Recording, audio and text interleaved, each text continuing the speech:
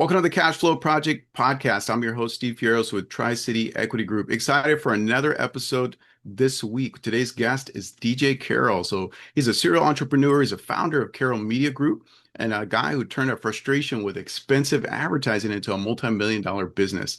After selling his first company at $3 million in revenue, DJ built Carroll Media into a global ad tech firm, helping small businesses generate leads through social media. He's delivered incredible value increases, percentage increases in lead traffic for clients. He also holds multiple millions of dollars in real estate. So we can dive into a little bit of that with him here on the episode.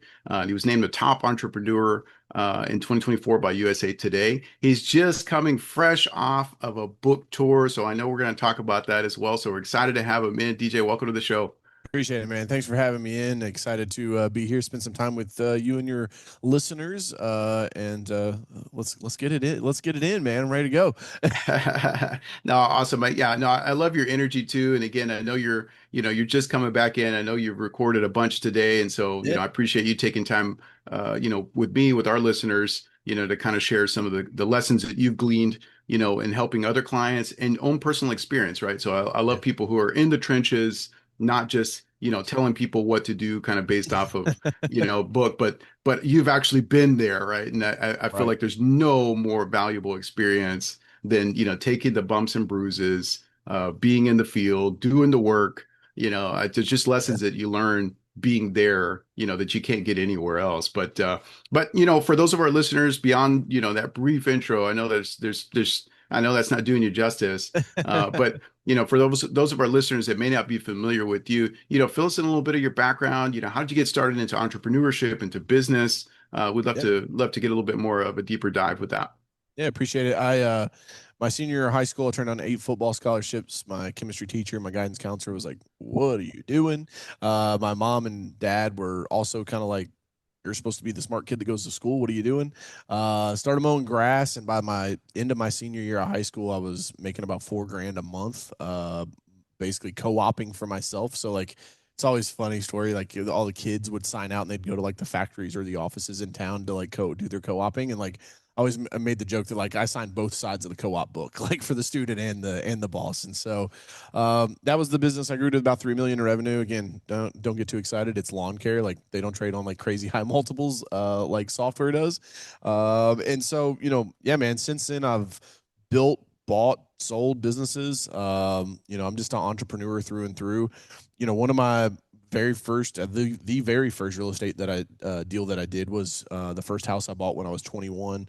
$34,000. It was a 2 bedroom, 1 bath. And God bless Kentucky. I don't think you can find $35,000 houses anymore anywhere. But bought that. Parking spaces go for more Yeah, here. I'll be that's honest with you, crazy, here in man. Honolulu. Yeah, so I bought that, and it needed a ton of work, man. It was it was like the plaster on the slat walls, and so lived in that and kind of house hacked it, as you say, and did the lived there a couple of years and then moved out and essentially rented it out. And I've done flips, I've done rentals, I've syndicated. Obviously now I've got millions of dollars worth of real estate that we've syndicated with guys out of Chicago. And it's been fun, man. Honestly though, the real estate deal that taught me the most was my fitness center. I bought a gym when I was 27, from like kind of money that I'd made in my blue collar business. And man, that was rough. That one was a lesson learned. I had a real estate agent that came in and basically took me to the cleaners. I had too much ego and not enough knowledge, and so I didn't run any of the paperwork by an attorney. What Hmm. was supposed to be in there wasn't in there. And long story short, at 27 years old, I lost $500,000 worth of real estate and a six-figure business. And so, real estate's fun until it's not. I always like to say, but we've got great partners now. I've got great property manager that manages the portfolio for me, and my main focus. I don't really actively buy anything. I haven't bought anything in years now, but because my focus is in building our AI platform. But I think real estate's great. Like there's always a deal to be had, man. You can open up Zillow and like I could find you a house that you could flip. I could find you a, especially with the new regulations, like if you're trying to get into the game, like you ought to be buying a fourplex, man, putting the 5% down, live in one of the units. Like that's to me, I'm like, holy smokes. I don't know why more people don't do that. But yeah, man, I'm excited to be here. I've got read a ton of books, got a ton of learned knowledge and a ton of lived knowledge. So just hoping to share that with your listeners while we hang out and jam for the time that we got. Yeah, no, absolutely. And I definitely want to dive into some of the AI tech, but just to kind of go back to what you were sharing about the fitness center, I'm curious, was that something that actually got to close and it was just like post-close Oh, like yeah. legal issues, or was it more on like the operations side where, because obviously there's so many dynamics No, I to love this, for dude. Actually, I don't think I talk about the story in the book, but like not in detail. So like I've actually never shared this. Normally, like it's just something we talk about and go on.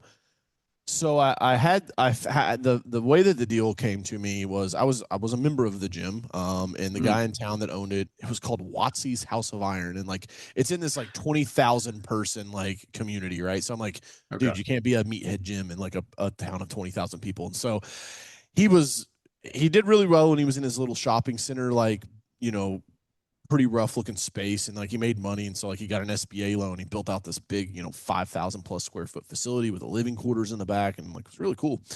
And so then he started losing money, and he came to me. He's like, DJ, you're like one of the only entrepreneurs in town, like like that would be interested in this. Like, can we do a deal? And so I was like, yeah, man, I'll give you 25 grand for the equipment, and you owner finance me the building, and we'll go talk to the bank, and I'll just make the payment straight to them for you every month. And so like you'll be free and clear.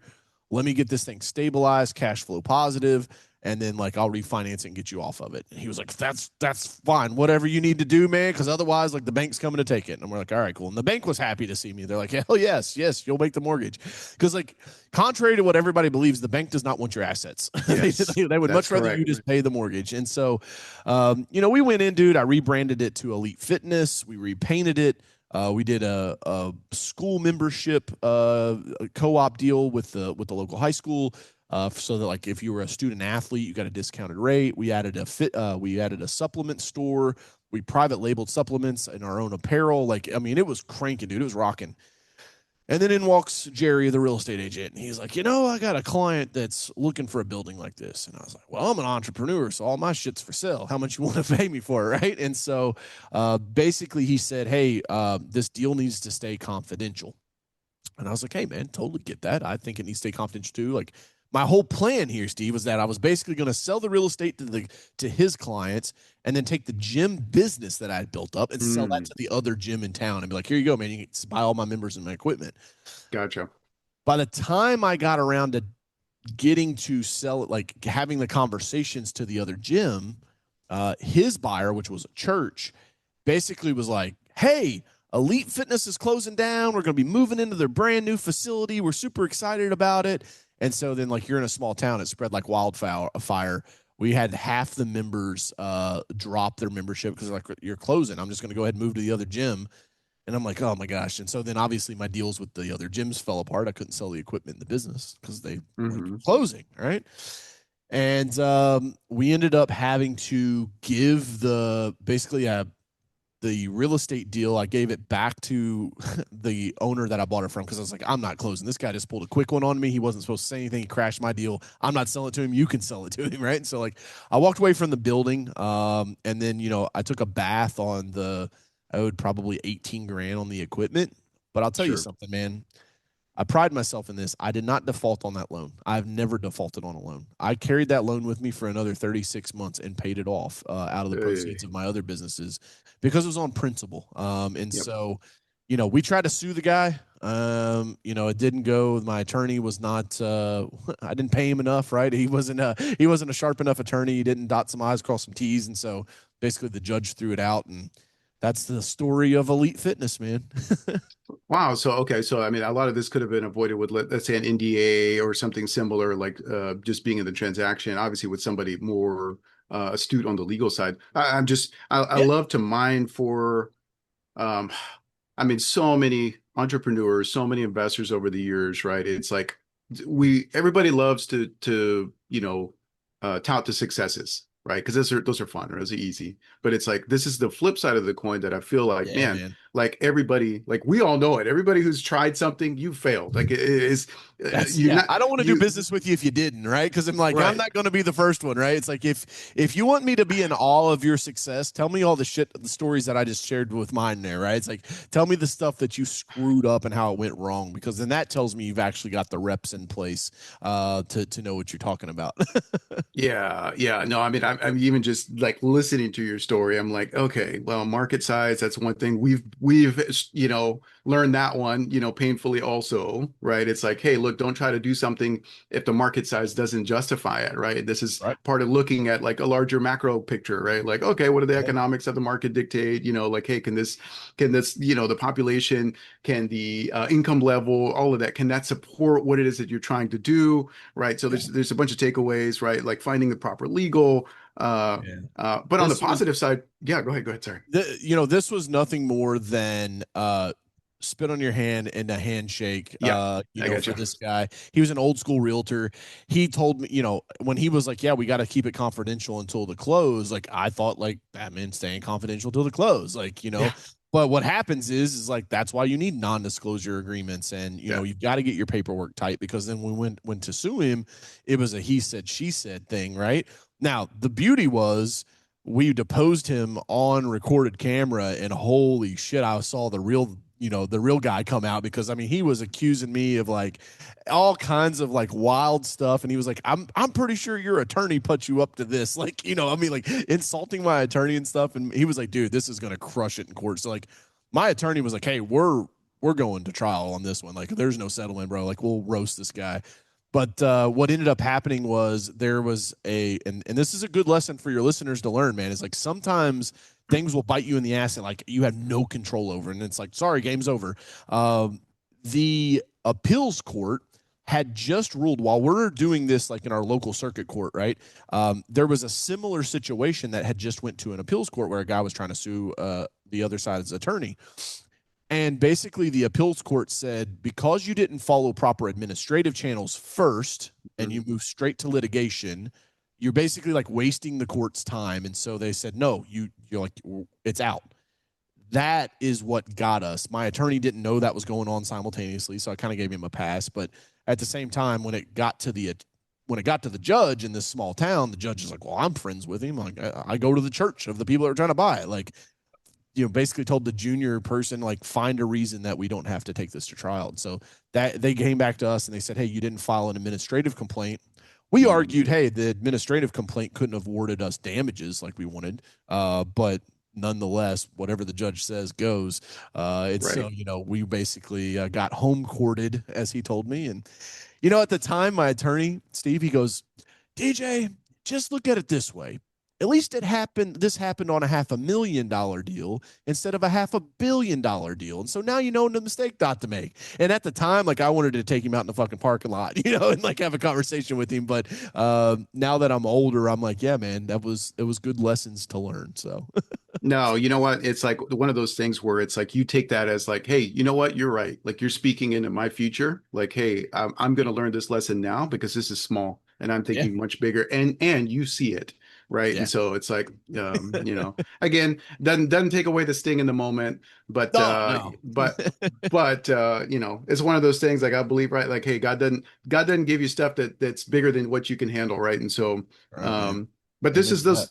those these are those lessons, guys, for all of our listeners, right? It's like learn from DJ's mistake so you don't make something similar, right? I know this is part of the conversations that we have like on our podcast and just in networking in general is, hey, look, like if I can glean something, if I can take away something from somebody who's literally maybe just a step further down the road than I am, right? Then that's super, super valuable. So in this conversation, right, if that saves somebody else, not only the legal issue, right, the legal challenges, because that, of course, then that's time, that's energy, man. You could be, instead of spending time in court, hey man, I could be out starting another business, right? I could be going Right. buying some more real estate. What kind of stress does that put on my marriage and my relationships, my family, and all that kind of stuff? Yep. If you just spend a little bit of time, a little bit of energy, a little bit of resources up front to avoid some of this, hey, that Yeah. is money and resources well spent. So, I Yeah. appreciate you being vulnerable and kind of sharing that. I Yeah, said, man. uh, Anything I can do to help entrepreneurs, man. Like that's my coach Carroll, right? That's my personal brand. It's what I've been building for almost a decade now. It's why I write the books. It's why I do the YouTube videos. It's why we hop on podcasts. It's like my mission, man, is to like elevate and educate entrepreneurs all across the globe. So like if my losses can then help other entrepreneurs skip those, like I'm paving the same path that my mentors paved for me, right? I call it the Lieutenant Dan method. You ever watch Forrest Gump, right? Lieutenant yeah, Dan, he's got no legs and yeah, he's in a wheelchair. I yeah, say, hey man, there's the field, right? And on the other end of that field is success. And so I want to find all the old dudes that done blew their legs off stepping on the mines and say, hey, Lieutenant Dan, where did you step at out there, right? And so this is Coach Carroll telling you guys where I stepped at and make sure that your paperwork's right and you got plenty of attorneys. yeah, yeah. No, I know there's value. I feel like I need to start like a dedicated show, and just, it's literally just called struggle sessions, right? Of Right. those, because again, we all have them, right? And Yeah. that's really where the gold is. But you failed forward, and obviously you're on to bigger and better things. And so, where did you go from there? Kind of what was the next step? Obviously, I could have left a sour taste in your mouth. You could have been like, you know what, screw this. Yeah. Um, you know, Um, I'm I, we syndicated the real estate deals after that. Obviously, knowing what my paperwork needed to look like and have attorneys draft and all of that. I went on to build Carroll Media. So for the past decade, we've been working with some of the top State Farm, and Farmer agents all across the U.S., helping them build and grow their social media brands.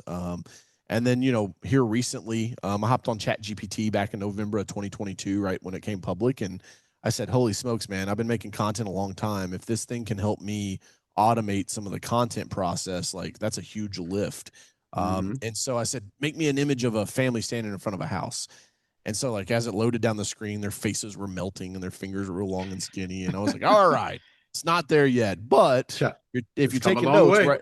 Yeah, write this one down. Technology is undefeated. Okay. And so, like, I knew that it eventually would get there. And so that's when I started kind of seeing the writing on the wall. And I said, hey, in the future, I think small businesses are going to have AI employees doing some work in these companies. And so instead of just resting on our laurels as a marketing agency, I was like, we're going to get completely disrupted if we just sit here. And so we went to work, and that's when we built Allie. Allie is your first AI team member. She runs front office, engages on your social media, builds and manages your website, and then answers your phones. And so those are all very high impact jobs in the business that Mhm. oftentimes are given to low level, low skilled team members. And so it's a perfect place for AI to be able to lift up a business. And so that's what my focus is on now, man. That's where all my money goes, all my time, effort, and energy. We're bootstrapped, so we've built it from the ground up, and it's like it's not a go high level rapper, a chat GPT rapper like a lot of these guys have you see on the line, but Yeah. we're pretty excited about it, and that's been my main focus. Because again, man, everything I do is just to help my people, man, which are entrepreneurs.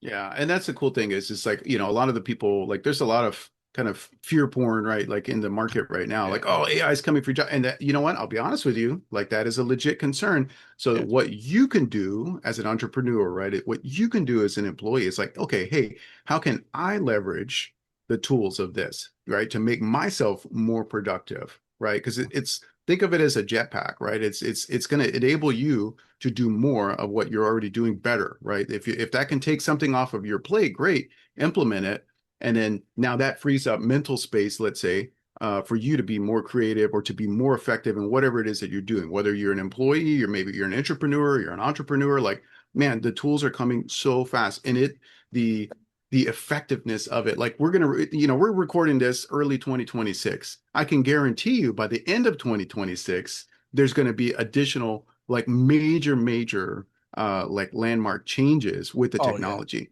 And yeah. so Some that some of these there's a models are growing yeah, 400% per quarter, like insane. Like, and the adoption curve is massive, dude. So like, yes. just Yeah. just to paint the picture, the internet, it took the internet as a whole, right? Internet browsers essentially is where this is measured from. To get to 700 million users, it took them 8 years. Yep. Facebook did it in 4. ChatGPT did it in 24 months. Like, the adoption curve is massive. However, I think a lot of that statistic, the ChatGPT users, they picked it up in 2023, 2024, maybe early last year, and they're like, where should I get sushi? And it's like, oh, here's your 3 restaurants. Right. I'm like, I don't get the hype about it, man. It's just basically a glorified, Google search, but they want to charge me $20 a month. Like, I'll just go back to Google. And you're like missing the whole boat, man. Like, it's like there's so much more to it than that. And so, like, I would just encourage people, like, spend time on it. I've spent probably 1,200, 1,300 hours on ChatGPT. I've probably spent another 1,500 hours in Claude, mainly because that's how I edited my book. This was a 500-page manuscript that we whittled down to 260 pages of distilled information. And I used Claude and ChatGPT to do that because I'm dyslexic, dude. Like, I was never supposed to write a book, right? And so what I love about these tools is it gives opportunity and accessibility to small business owners and to people and creators. And I'm just like pro-human, man. Like, I think we're pretty good with tools, right? Like, we did okay with the fire. Airplanes have been pretty solid. Like, the internet did good. Like, oil, steel. Like, I mean, for Pete's sakes, we all have nukes right now. We haven't launched them on each other, right? Like, at the time of this recording, like, yeah, I was gonna check back in a week. But for the larger part, it's like I think we do pretty good with tools, and I look at AI like it's it's another tool, and so like that's part of being the hunter, right? And having that hunter, the hunter head game is all about like the mindset of a hunter, because in business entrepreneurship, like, dude, 80% of 80% of this game is right here, the 6 inches between your ears. It's 20% like skill, will, and execution. The other is like, do you want to get out of bed this morning and go fight that battle again, right? Because it's just like, I got my butt handed to me yesterday. I don't know that I want to keep doing this. It's like, how long, I like to say, how long can you stay in the batter's box? And so that's what I wrote about in the book. Good. We use ChatGPT, man, and Claude as well, to help edit that down. And it's amazing tools, man. Amazing time to be alive. My dad's 70 years old. He had an outhouse and now he's got an iPhone. Like, what the hell, No, that's actually, I think that's great. And I try to explain this to my kids, very frequently, because I'm like, okay, well, I'm coming up on 50, right, in a few years. And it's like the amount of change that I've seen, in my near 5 decades of life on this earth. And, like my kids are relatively young, but they're effectively technology native, they're AI native, and it's like I can't imagine what the next 10 years, 20 years, 30 years, like what their next 50 years is going to look like. And it's going to look so incredibly different than what it looks like now. So for those of you, those of our listeners, right? Like, hey, maybe you're like, I don't want to spend time on that AI thing. I'm telling you, you need to familiarize yourself, build some stuff with it. Think of it like, how DJ is saying, hey, implement it, use it, just try it out, like spend some time with it, like like you think of it as like a thinking partner, right? Like don't necessarily just use it like like you would Google or Yelp or something like that, right? It's so much more than that. But again, it's not going to take away your creativity. It's still going to boil down to how much effort that you're willing to put in. I love that. I love that what you said there, about how much time, how long can you stay in the batter's box, right? Because again, this lets you stay in the batter's box a lot longer. Oh my goodness. Like it's such a time saver. Like it's so good. Yeah. A lot of people are saying like, oh man, AI is the biggest thing since the internet. And I actually think it's the biggest thing since the airplane, because if I want to go from Louisville to Denver, that's a 3-day drive. Like I got a 2.5-year-old and an 8-month-old. It's a 3-day drive, right? And so, but I can get there in 3 hours on an airplane. That's what I see with AI is it compresses time. And then what the most slept on thing is, if you're listening to this right now and you're ever like, yeah, man, I had an idea for an app one time, or man, if I could just like, if this software could do this and then that software could do that together, man, it would save me like 10 hours a week. For the last decade, we've been telling all the kids, if you want to be wealthy, if you want to make money, you want to be secure, go learn to code, because if you can code, then you can create software. And if you can create software, you can make magic happen. None of that has changed. Just because the AI bots know how to code now does not mean that, well, coding doesn't matter anymore. No. Quite contrary. It means now that non-technical founders, non-technical people can download Claude Code and say, hey, I got an idea about an app. Here's what it is. And it might say, hey, you're going to have to go get me an API token from this place and that place and bring it back to me. But once it's got that, buddy, it can build stuff at lightning speed.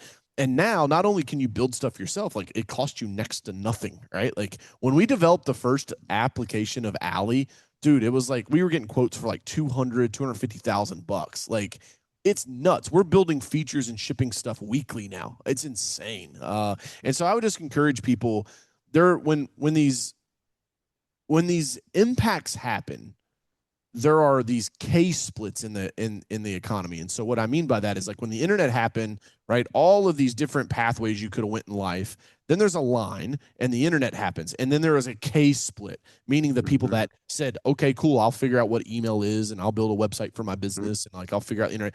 You continually, by and large, went up in net worth. Whereas the people that Yeah. said no to the technological advance went down. My dad was one of those guys. He never made more than 20 bucks an hour in his life. He never had an email account. Like, and he was always just like, computers, I don't get it, right? And it's like it was long-term detrimental to his lifetime earnings and his net worth. We're at Mhm. another one of those inflection points to where if you say, AI don't need it, it will be to the long-term detriment of your net worth. I truly believe that. Yeah, no, I think that's actually a great point. And the awesome thing is like that right alone, right? Literally what you just said provides an opportunity today for so many people that feel like, oh man, okay, like I'm not, I'm always going to be a renter, right? I'm never going to be able to have, a house, right? I'm never going to be able to build a life. No, no, no, no. Like this provides an opportunity for that, but you got to be willing to step into the ring because if not, like it's just going to pass you by. This is a K-shaped, economy, right? Like this is Yeah. and you're absolutely right. So no, thank you for highlighting that.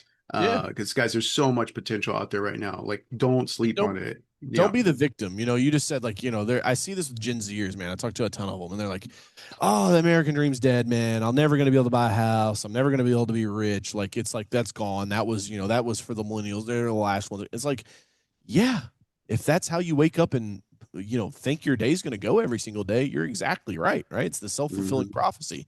And Right. so, I would tell you like that's the difference between a hunter versus the hunted, right? The hunter knows that he has a sad story too, right?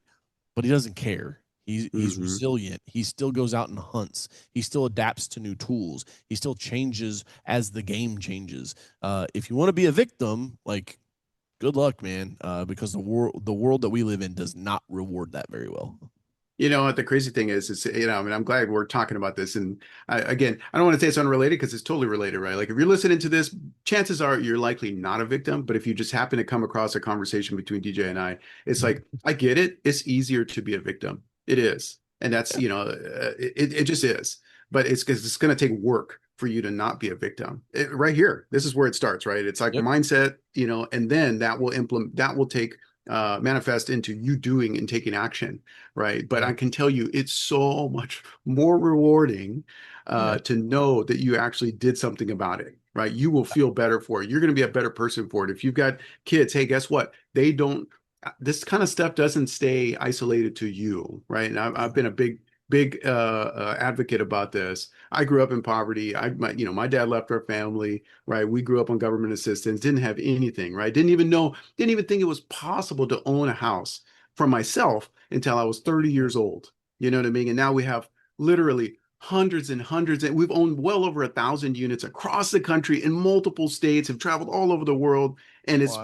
it's because again, I chose to not be a victim, but that was a choice, right? So you, Yeah, as a man. listener, you also have the choice, right? Yeah. So what do you choose today, right? Do you Yep. choose to do something more about your life? Do you choose to do something beyond yourself, to step out of your comfort zone, right? To get into that scary place where it's like, hey, I might lose. Yeah, you might, but you might win. And Yeah. even just trying exercises that muscle. And so, Yeah. I love you sharing your story. I love you Yeah, teeing that man. up. Um, I like to say this, Steve, is like you really only have two options. And they're directly tied to if you're the victor or the victim, right? If you're the hunter or the mhm, hunted. Um, the hunter says, I will forgo short-term hard for long-term mm, easy. The yep, victim says, I'll take short-term easy for long-term hard, right? Because it is easy to be the victim until it's right. not, man, because then you got to live that your entire life. And so, I would just encourage you, move. You're not a tree. You don't have to be the same ever again after today. Hopefully this wakes somebody up and motivates them to go out there and chase their dreams. And if you're already woken up motivated, well, then hopefully I just fired you up a little bit. And now you're really ready to go get it. There you go. There you go. Well, DJ, I want to give you a little bit of time too. Like, let's talk about your book. I know you just Yeah, man. come in, it's a new release. I know you're just coming off some book tours and whatnot. Like, fill us in a Yeah. little bit about your story with the book and what you got going on with that. Yeah, so I've been working on it for about 10 years. And like I said, we used AI to edit it down. We actually just got picked up the other day. I got a notification we got picked up in Barnes and Noble, so that was pretty cool. Awesome. But the old world rewarded obedience, the new world demands killer instincts. Mm, I think that we're at a place where going to school, getting a job, staying there for 30 plus years is no longer actually the safest path. With AI, I think in the next 36 months, entrepreneurship is going to go from a nice to have to the last resort, right? Last door open. Because if you're 55, 57 years old, 60 years old, you're thinking you're in your last few years, and now all of a sudden you weren't planning to retire yet, and you just got your hmm walking papers. Like, what are you going to do? You're going to go across town to the same company and like the same competitor? No, they're probably automating that job as well now, and so your job has been eliminated. And I think one of the things that like motivate me the most about like being a cheerleader for entrepreneurs, if you will, is that I think by the end of this decade, man, the term proprietor is going to come back around, right? When you Mm, start your first business, typically when you fill out your paperwork, right, yep. it's a sole Soul prop. proprietorship. Yep. But like we don't talk about that. You never hear anybody say that. But that's how the economy used to work, man. It was like you were a sole proprietor of a trade or of goods. And so like for me, I don't want to see people getting stuck selling mangoes on the side of the road, right? It's like I'm not here to like scream or like you said That fear happens porn. It's here. like yeah, it's like right. It's like it's not to panic you. It's to prepare you that like if you're in one of those positions right now, you could be in trouble. If you're past that and you're already like an active real estate investor and like you're doing well and you're taken care of, like dude, kudos for you. You are now living in the best era that we ever have had. Allie, her whole stick is that like I know voice is massive. Like the AI voice space is going to be huge because it's infrastructure. Like not having to answer your phones ever again. Like what? Hmm Like that is crazy. Like that is just crazy talk. And like being able to automate. And so like part of the lessons that I teach in here is like if you're going to be a top level hunter, you got to use the tools that are available to yourself. That's why the Indians didn't win, right? Like we showed up with guns and it was like, uh-oh. And so, it's like, I know, trust me, I've gotten tons of hate in the comments. Like that's factually inaccurate. So I was like, all right, whatever, bro. But it's like, Hey, I'm Native American, man. Or I'm part Native American. I don't condemn you. perfect.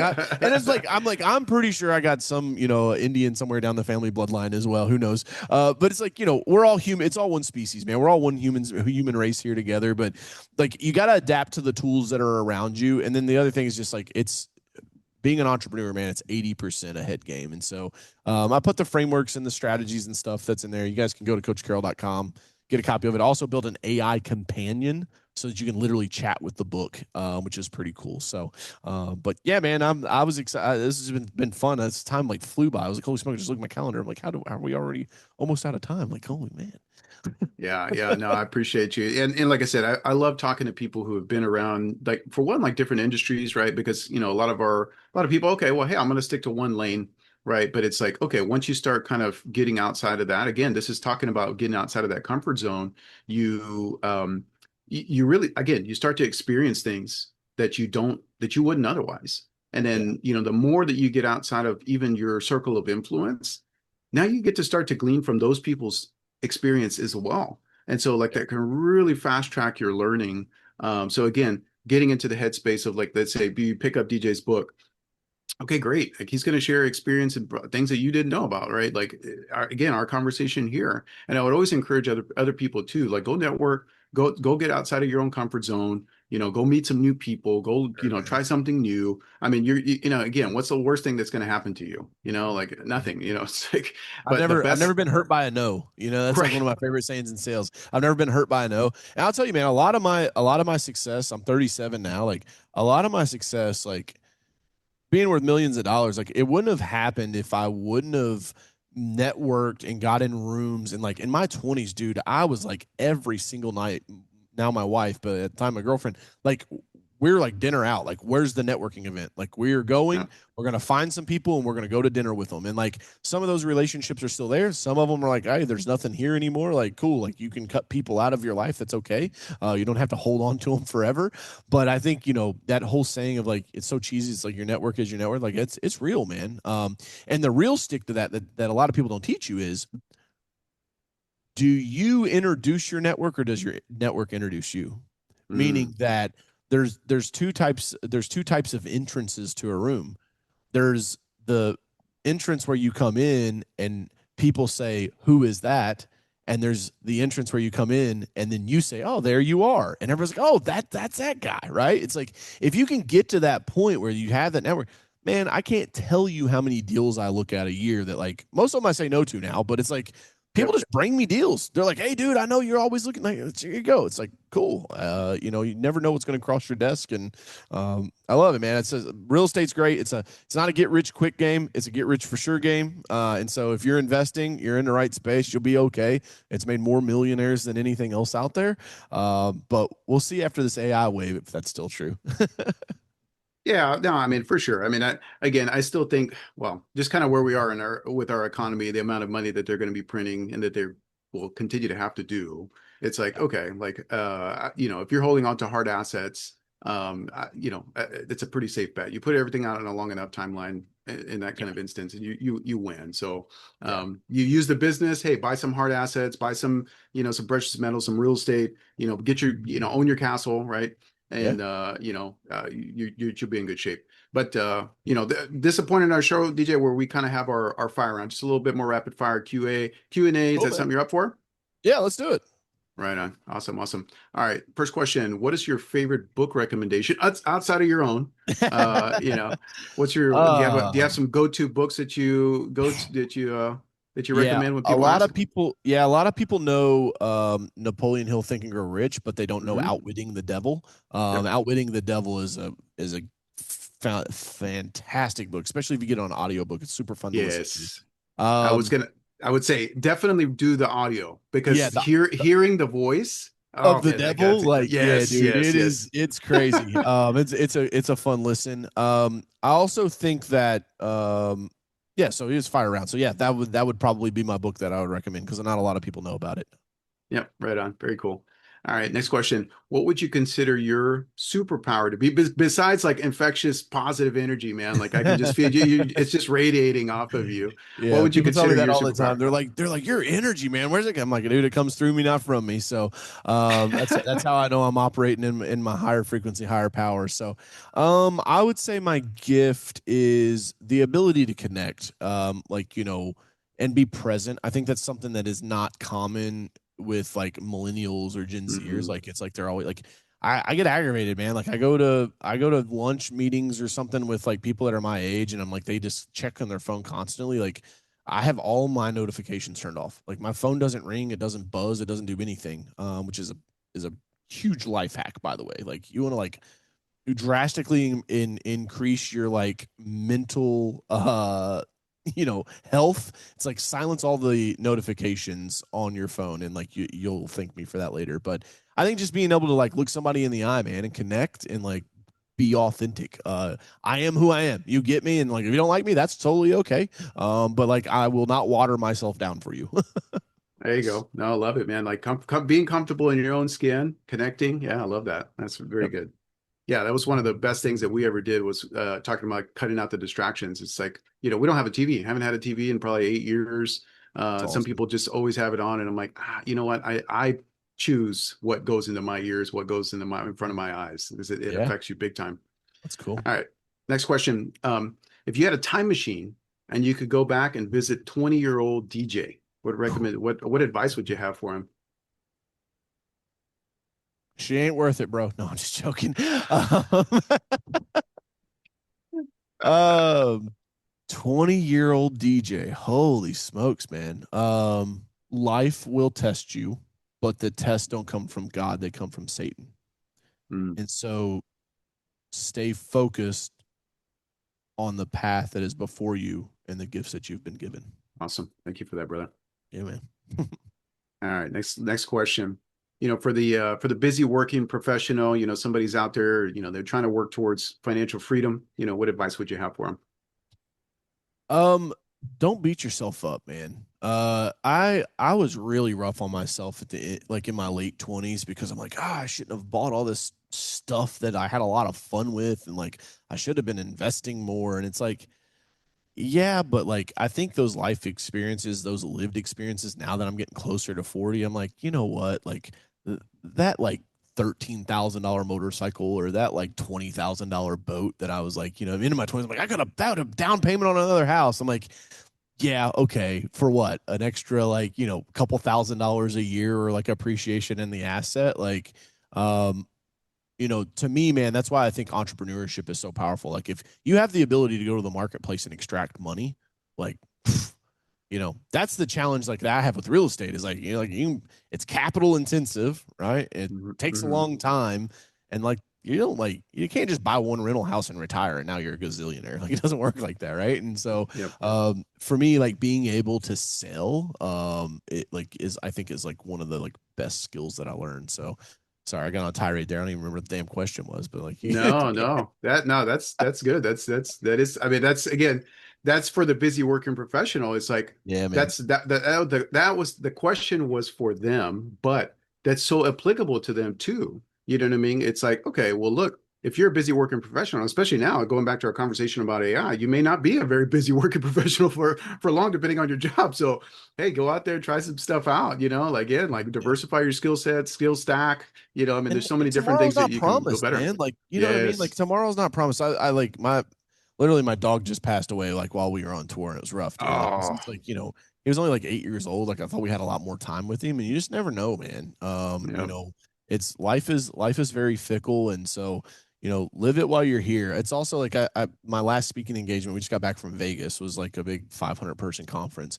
And it's like you see these like 70-year-old people on the strip in their walkers. And I'm like, that's not when I want to come enjoy Vegas, right? Like, I don't want to save my entire life to then come to Vegas when I'm on oxygen. Like, no, I want to hang from the rafters at the Omnia nightclub and pop some bottles. Like, that's way more fun, right? And so it's like, I think, man, like, don't take yourself too seriously. Don't take life too seriously, and enjoy the ride on the way up, and it'll all be fine. Love it, brother. Well, if our audience wants to reach out to you, man, they want to connect with you, they want to, pick up the Yep. book, if they want Yeah, to, man. what's the best channels for them to do that? Yeah, you can go to coachcarroll.com. And coach, like you spell coach Carroll, Carroll. I'm not Pete Carroll. Like that dude, he steals all of my SEO juice every time the football season rolls around, right? And then he retires from the Seahawks, and I'm like, sweet, he's out. And then the Raiders bring him back, and I'm like, you're kidding me, man. And so if you see like an old white haired guy that chews gum on the sidelines, that's not me. I would much rather my hair turn white than turn loose, but it didn't work out that way. And so bald and beautiful. But yeah, connect with me online, coachcarroll.com. And, I always like to say, man, if you want me to coach you, it costs you nothing more than a like or a follow on one of my social media channels. And I'll be there in your corner, putting out content every single day. Link to the books on there, link to Alley, our AI platform. You can check that out as well, hirealley.com. And yeah, man, can't say how much I appreciate you for bringing me on. And to your listeners, if they haven't left you a review or like subscribe to the podcast, what are you guys doing, man? Go help Steve out. Let's get this thing in front of more people. So appreciate you having me on, man. Absolutely. No, I appreciate you coming on and sharing a ton of experience, knowledge, and awesome energy. I definitely appreciate you. We'll have to circle back with you, and honestly, I would love to circle back with you, and in the future to see kind of like, man, what are you doing now with AI, right? Let's do Because it, again, man. just knowing that the landscape is changing. Hey, 6 months from now, a year from now, like, whoo, Yeah. like I'd Yeah. love to see. So yeah, we'll circle Yeah, man. back with you in the future, and we'll have you back on. But Would love to I do it. appreciate you, DJ. Have an amazing day and aloha. Thanks, man.